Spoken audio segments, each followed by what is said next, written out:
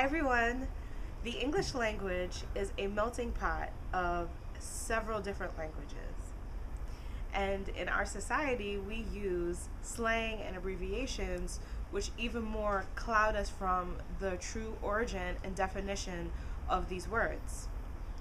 The use of racist and racism is used very often, and I would like to break down and seek the truth of the origins of racism and racist when we use it in our language. Just a few months ago, I spoke with an editor of a very popular blog for people of color who defined racists as only one that could be of the oppressor. And I would like to nicely and kindly disagree with that, because when we look at the breakdown of the last part of the word ist, ist, or ism, ism, that's when we are looking at the origins of belief systems. In our dictionary, racism is prejudice against or antagonizing against someone of a different race based on the belief that that person's race is superior. That means that you can be of a different class but still consider yourself to be superior and still be a racist or racism or be participating in racism.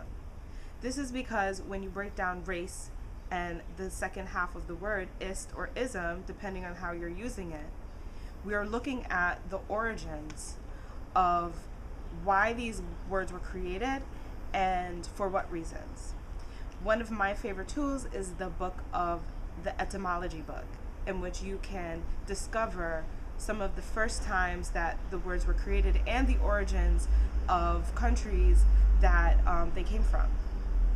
So race is people of common descent, breed, and lineage, and this word came from the 16th century, the 1500s, when political branches were being created and slavery was also being created.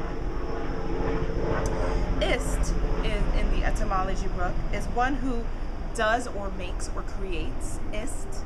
And ist also is one who believes in a certain doctrine. So when you take these two abbreviations, race and racist, or race and racism, it's one who believes in a certain doctrine referring to a certain race or referring to a people of common descent. When you take also ist in one who makes or creates, this can also mean one who creates doctrines of people of common descent.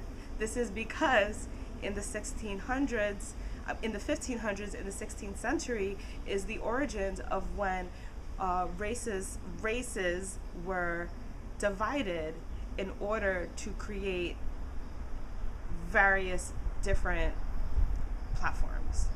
So what I'm trying to say here is that looking and seeking the whole truth will really help us to use these words in their most organic form. What I'd also like to say is that racism and racists can be and is amongst all of us, because in some way or another we all are at default or programmed to have a belief in a certain type of person because of their race. So I'm happy to share this with you if you have any more to add, or if you have any more that you can help me elaborate on in seeking the truth of this. I think it's really important because of all of the situations that are coming up that we're discussing, as well as the new political race for president. We should really look at the use of racism and racist in its most organic and original form. Thank you very much. And on my Cycle Breaker blog, I have the breakdown of the etymology of racist and racism, in which if you'd like to look at it yourself, or you can look up an etymology book yourself and see the origins. Thank you.